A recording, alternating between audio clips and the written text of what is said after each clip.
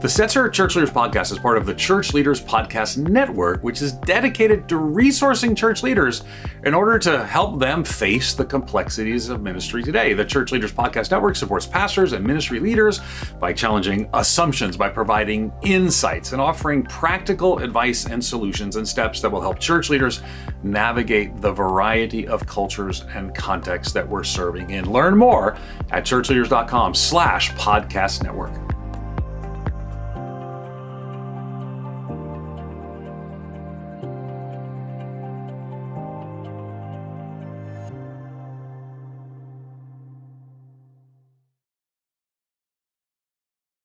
Welcome to the Stetzer Church Leaders Podcast, where we're helping Christian leaders navigate and lead through the cultural issues of our day. My name is Daniel Yang, National Director of Churches of Welcome at World Relief, and today we're talking with Jim and Heather Sells.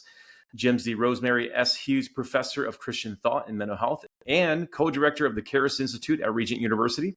He's a licensed psychologist and author of several books. Heather is the managing editor for CBN News. She's previously worked for several outlets in print journalism and television news as a reporter, assignment editor, and producer. Jim and Heather's new book, co-authored with Amy Trout, is Beyond the Clinical Hour: How Counselors Can Partner with the Church to Address the Mental Health Crisis.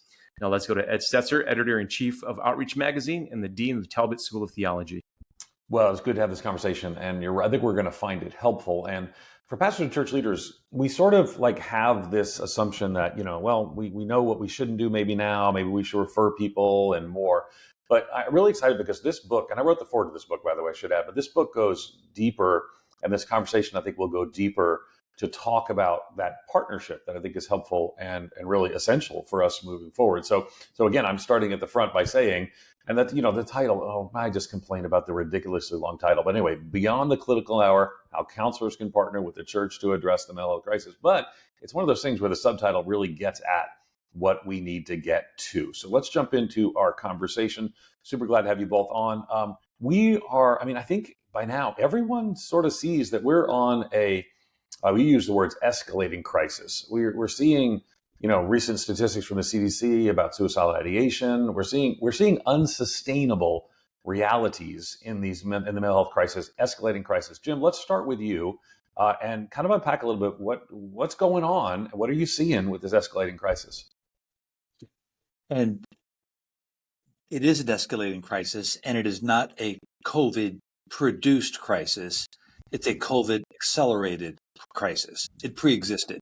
And for the past 15 years in the psychopathology research prevalence data, we've continued to see a continual increase in literally every category of mental health need. And this is something that is a bit of a bafflement. Ed Higgins, a psychiatrist at the University of South Carolina, writes that in every category of healthcare, we're winning. Except in every aspect of mental health care. So cancer, we are reducing the death rate of cancer. Statins are incredible for heart disease. We are declining the slope of diabetes. We are really advancing rapidly in every aspect of health care, except when it comes to the behavioral health care and the capacity of people to live well. So there's that's that prevalence of literature. The prevalence in the literature says, oh my goodness, we're losing on every front. And we've been losing it on every front for the past 20 years. Now, this thing really kicked off in my mind when I realized as folks would call me and I'd be full and I would have no place to refer anybody because they're full. And a parent who needs their child to see a psychiatrist for an ADHD med check or assessment, well, let's wait for 6 months. So there is no way that this this problem as it in the current status, current structure is going to improve, lest we have a different system. And the system that we have, think about the clinical hour, the title of this is, I see folks for 50 minutes. And a full-time therapist is going to see about 200 different people a year. And we have a line out the door of 20 million. So at 200 a pop, it's going to take a long time for that line to ever be extinguished. So the idea of we can not meet the mental health need with the current structure of professional care. Enter the church. Yeah. The place where there's 8 churches in every zip code with hundreds of people that have been affected by mental health care, mental health need, that have a capacity to render some level of intervention. And that's Yeah, but really here's the thing, Jim, and you know this. We have been taught to refer in many cases. Like Yes. that's almost the only tool in our toolbox. And I told people, matter of fact, I think Heather and I did an interview about this back in the day. Because pastors and police tend to be the first responders. It's just statistically, the police officer responding to mental health crises, and pastors, religious clergy are responding to mental health crises. And then what we're taught to do is to, and I think importantly that I'm very pro partnerships that are here, right? I think it's good. I think that Christians and have really struggled sometimes to engage the mental health community. And in part, you go back a few decades, there was hostility. That hostility is not so much a prevalence issue as much now. But so there's something between the crisis moment and then our referral, because not everyone, I mean, there's different ways to refer. So talk to us about what it looks like to create an ecosystem for some of the, and this is a big part of what the book talks about. It's my language, my word, ecosystem. But talk to us about what it looks like to do that. And then if you don't mind, Jim, share a little bit of that. And then Heather, after he has an opportunity to share, I want you to share some of the places you've seen that take place as well. So Jim and then Heather. So the idea that we want to communicate to the broader culture is a paradigm shift, a way of rethinking the way we deliver care. And let's start with, you can start with the clinical side or start with the pastoral side, either way. Think about if the church were responsible or clinicians were responsible for the mental health care, the provision, the hospice care, if you would, to use a great biblical term, of 10,000 people, not 200 that come and pay me my insurance-driven session, but I'm responsible for the community of 10,000. What would mental health care look like? Well, it would be triaged, in which I am trained to treat the more severe, but the community I can oversee to address the daily human need that comes from that can be addressed in just good relational presence, where me and you, and under the guidance of the Holy Spirit and the wisdom of Scripture, can figure things out together. And that can be achieved with a level of me helping you in the church, maybe 50 people in a large church or 10 people in a small church, be able to render immediate care for the folks that are not in psychological crisis, but there is significant pain occurring, and the church can have a presence whenever there is pain, and that's the revision of the way we think about mental health care delivery. And forget about maybe mental health care, just call it helping, the helping of the church to render more effective this huge need that is out there. What have you seen? Yeah, well, we were meeting with some mental health leaders over the weekend, and we were talking about a metaphor of people are literally bleeding out in the church, if you will. And pastors are saying, I'll refer you, but these referrals are so long. So people are the equivalent, if you will, of bleeding out. And what's exciting for me, though, is to see that a lot of churches and organizations and faith-based leaders are already doing work in this space. It's more at the organic bubbling up level. It's not on a national scale, but it is happening.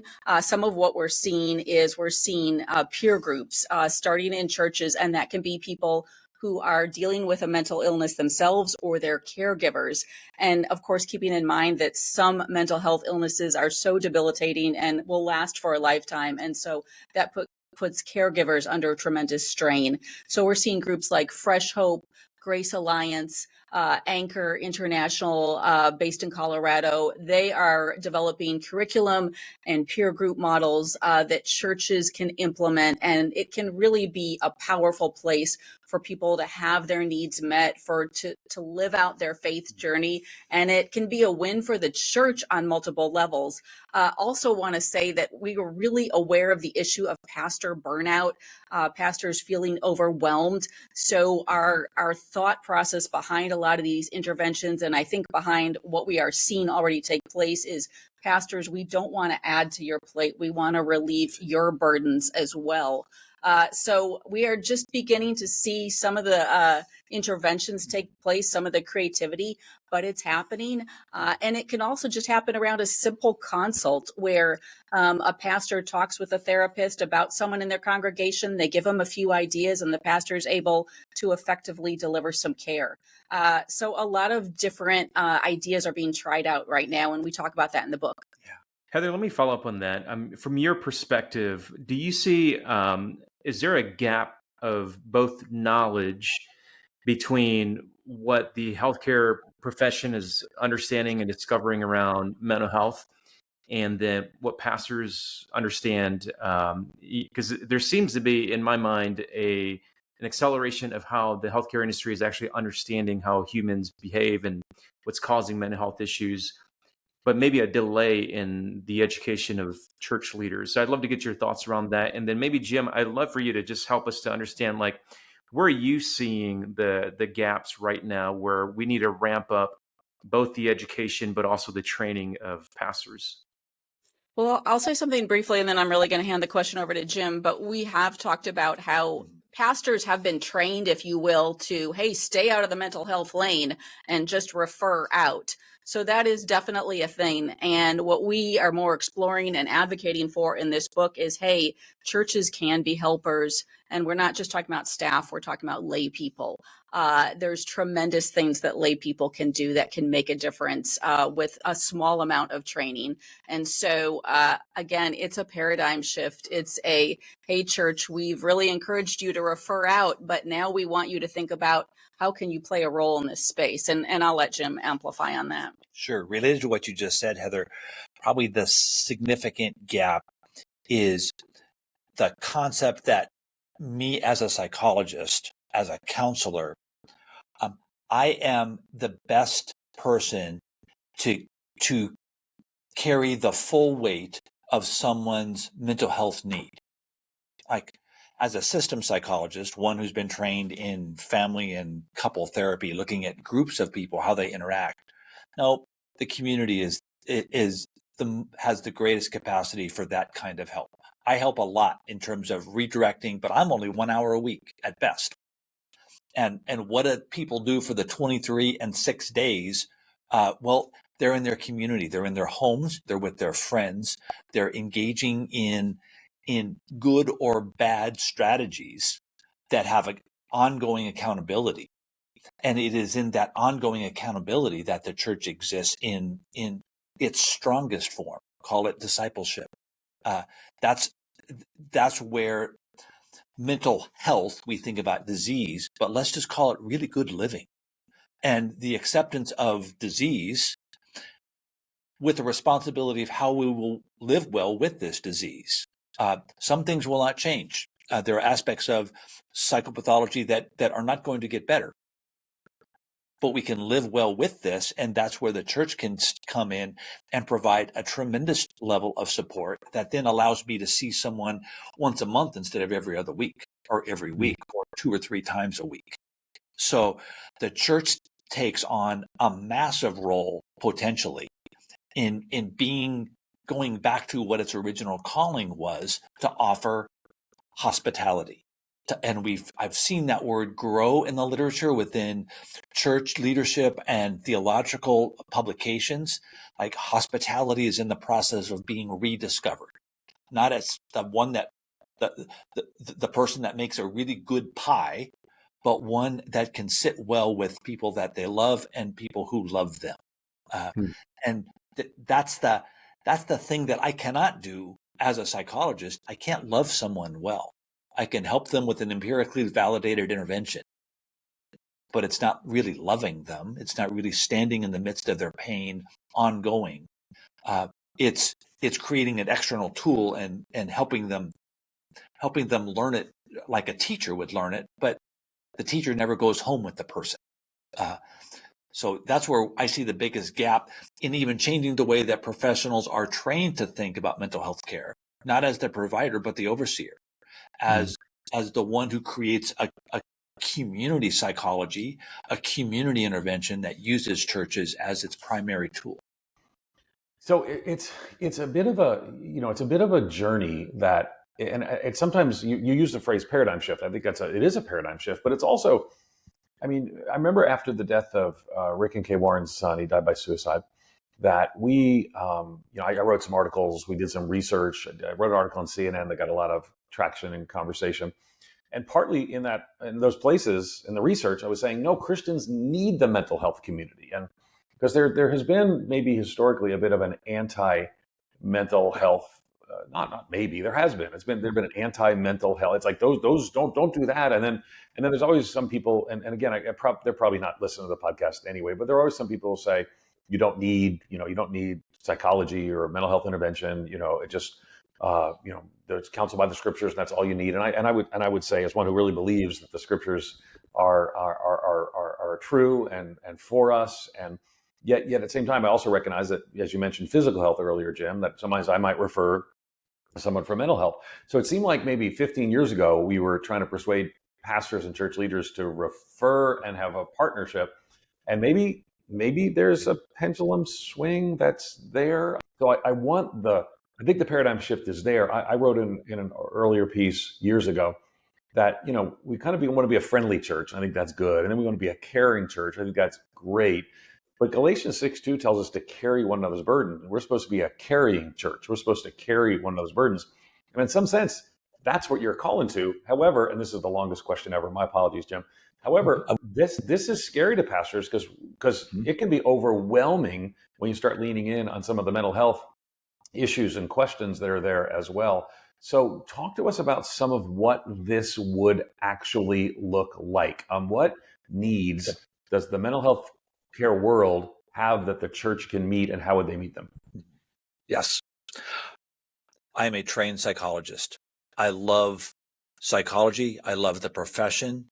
It has done a great thing for the culture, for society, and for the Christian church. Period. So I'm not advocating the church take this back completely. I'm advocating for good dentistry when in years past you could have just gone to a barber and had your teeth pulled. No, there's a science here that can allow you to save your teeth, not just rip them out of your mouth. So utilizing the science is just a really, really good dental care, and it's really, really good human care. Now enter the church. I don't think that two people from Smith Center, Kansas at First Christian Church in small town USA should be addressing major depressive disorder. No, I know how to do that. But I do think there's a lot of people in Smith Center, Kansas that are sad, that are discouraged, that are stressed. And so that carrying piece that you identify, that's really 85% of mental health need. Who shows up to providers?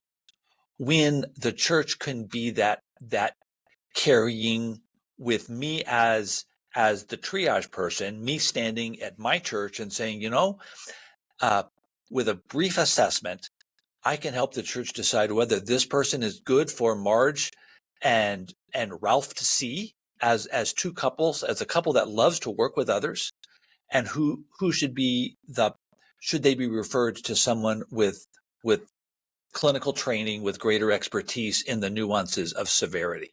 So I can make that call working within my church, but I don't need to see all those people. I need to prepare a group within that church to effectively manage them And what we're trying to do, we're working on a project right now, a grant from the National Christian Foundation to develop protocols around, for example, a 5-limit curriculum for individual care. And then we transitioned them into the church's small group ministry, who have also transitioned from previous 5-session individual care. So we have a community that we're growing around mental health / human caring needs. And it is done in conjunction with professionals like, okay, the person that suffers from bipolar 1, no, that's not a really good person to give to one who's not prepared for the complexities.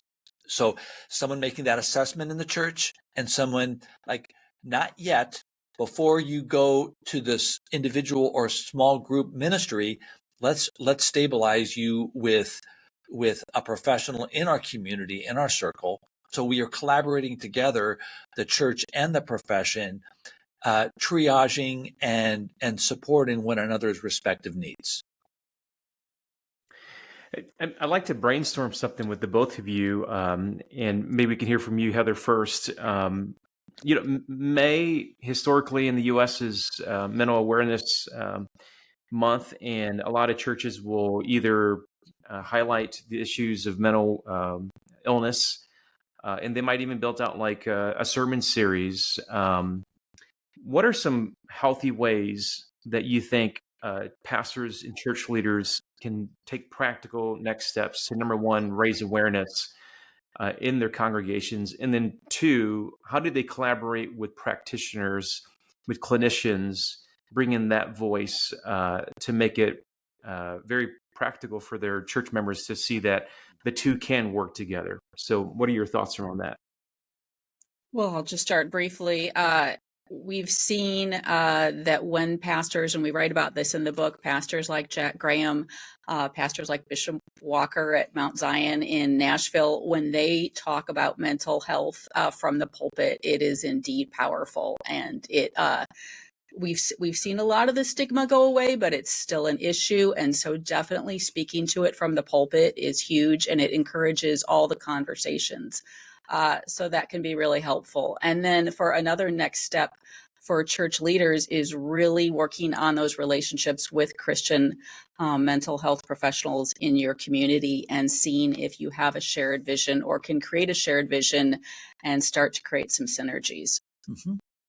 Yeah, I think it's key that sermons break stigmas and talking about these things. And I've even like tweaked, when I would have preached Philippians 4, be anxious for nothing, but in everything by prayer and supplication, with just a sentence or two, I can speak to and invite people to. But if you find yourself stuck in this, in a pattern of anxiety you can't get out of, and then we have people in our church that can help make some of those connections. So I think, but part of the challenge is there's an intentionality. This is back to your paradigm shift thing, because we lose some things when churches and mental health practitioners remain siloed. So what does it look like? And I'd like to hear from both of you. Jim, you first. But what does it look like when they're not siloed? What does it look like when they're working together? You mentioned triage. You mentioned your church. So come with me to First Assemblies of God down in, wherever, Texas. And what does it look like for First Assembly of God to have a plan? Explain it to us. Multiple plans exist, and we're trying to develop a description of all the models that are emerging, because this is such a wait, new ideas are coming kind of. We're in such a high change mode. But let me just give you an ideal format. An individual contacts the pastor. My adolescent daughter is cutting. So the pastor contacts their mental health professional liaison within the church community, and they might have 2, 3, 4, 5 people that fit in this role. And they make an initial assessment, what should be done here. And 2 things will likely happen in that case. 1, stabilization, and 2, the formation of community. And and 3, care for the parents, because there's a tendency in this case for parents to over control, Like I want to make sure there's nothing sharp in your backpack. And I know that's a pencil, so you could hurt yourself with that pencil. So I'll give you chalk. Well, no, you could eat chalk. So it's the tendency for parents then to over control. They're going to need the same level of support and help that the adolescent is really crying out for. So being able to advocate for A, the best clinical practice, and B, the best community support. And the community support is going to exist inside the church. So then that community support within the presence of others that have experienced very, very similar life journeys, along with the best medication coming from a psychiatrist, the best empirically validated treatments coming from an LPC, marriage and family social worker or psychologist, and the continued presence of the church as the place to go for care. Your thoughts? Yeah, one of the reasons that we did name the book Beyond the Clinical Hour is because the clinical hour itself, there's something before it, during it, and after it, and that can be the church. And so we're really asking the church come alongside. And I talked with some counselors who said it is so powerful when a pastor says to someone in their church, "I'm praying for your therapy appointment this week. It's at 2, right?" I mean, those kind of just changes in our culture can really go a long way. And that's some of what we're beginning to see. We're hearing stories of people who are in a peer group in their church saying, "I don't see my therapist as often as I used to because I don't need to, because I have this support." It is going to look different in every church. But what we are advocating for is for this to really be on the radar and for churches to really develop strong relationship with therapists in their community and just see where it all goes. It also goes the other way too. With Jen Ripley here at Regent in our Karis Institute, we've just completed a Templeton grant where we developed training for marriage and family therapists in secular institutions to utilize the religious and spiritual traditions of people that come to see them. So the profession is not used to making referral to the church. And in this is this idea of bracketing out those religious values so that they're not part of therapy. And we are arguing and demonstrating the effectiveness of, no, you want to bracket in. You want the person's faith tradition to become a central part of therapy. It's like, let's do therapy, but let's cut out your community. Well, like, we're going to fail. So you would never think of let's do therapy, but let's remove your support system. Or what does your faith tradition speak to this theme of anxiety, as you mentioned, Ed? How does your faith tradition speak to it that can be useful for you? I might not understand it as a secular therapist, but you understand it. So teach me about it, because it's not trying to undermine your mental health. It's trying to bring support to it. So that idea, it goes both ways, where the clinician, secular or faith-based clinician, needs to have the community of churches by which anybody that they see is tied to someone that has depth and has width and breadth to be able to render support long beyond the clinical hour. Yeah, love the word image there with the title of the book, and also the subtitle is How Counselors Can Partner with the Church to Address the Mental Health Crisis.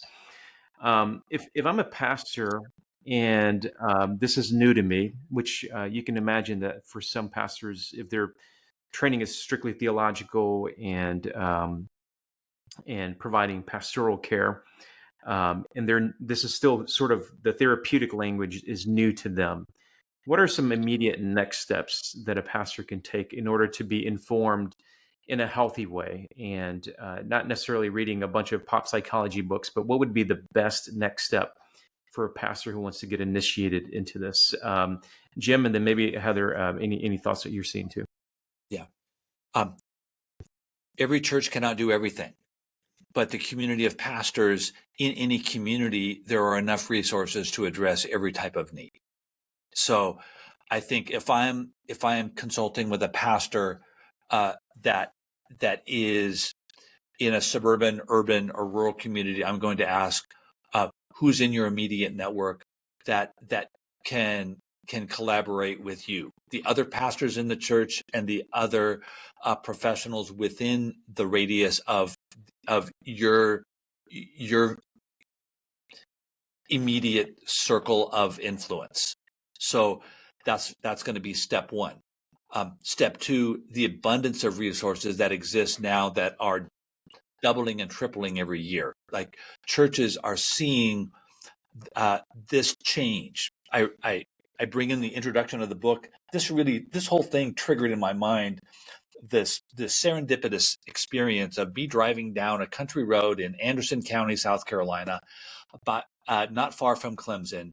I drive past a church, and on the marquee said "Family Council available." The grammar was even poor. It didn't end in an infinity. They ran out of letters. It just said "Family Council available." And I thought, of all the things that this country church could put on their marquee, it's not like choir practice on Wednesday night or church softball game on Saturday. We'll go beat the Methodists. It was, if you have a need within your family, this is where you come. Show up here. We can help. And that idea is just extending through churches because everyone's been touched by the pain of a suicide, of an eating disorder, of bipolar disease, of personality disorder, such as borderline or narcissistic. We have been hit by schizophrenia and substance abuse. Someone knows a fentanyl overdose. So like this affects everybody, and everybody has a commitment to bring care to the broader community. During the AIDS crisis, Rick Warren had a vision for churches in Rwanda really becoming the healing centers for the HIV crisis, where you could go to get help at your local church. Yeah. And I think that's our heart is, this is the mental health crisis. What if churches were to become the place where you could go to start your journey and will carry you through your journey? So good, so good. I remember, totally, it's going to seem like a far out of the other field, but these financial organizations that help people to deal with their budget are kind of interesting, and they've really taken off in churches. You got 2 or 3 big ones, and like churches are offering courses on financial freedom and all that sort of stuff. And I think that's great because it's answering a question that people have. But the reality is sometimes they need to get an accountant to help, and sometimes they need to get a lawyer to help because they're in the worst of the situation. And for me, I mean, I read the book and I really found it helpful. And again, it's beyond the clinical hour, how counselors can partner with the church to address mental health crisis. But the key word to me in the rather long subtitle is the word partner. Because I think, maybe I'm wrong, but I think most people listening to this podcast are referring from church to counselor. But this is the call to partner. So just last word from either or both of you. Encourage the pastors and church leaders to partner. Why should they do this? I believe it's central to the church's mission to be the healing agent within their community.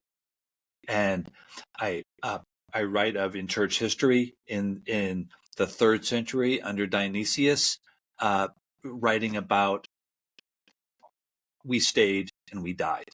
We stayed in the urban centers and we ministered. At the same time, the emperor of Rome, Julian the Apostate, said, like, why can't we do it like these Galileans? And so, like, the church's presence within the culture was a caregiving presence. And I think that's what accelerated the growth of the church far more than it accelerated first before the rise of Constantine. It really took off with the presence of suffering and the church staying. Like, here we have suffering. Church, show up.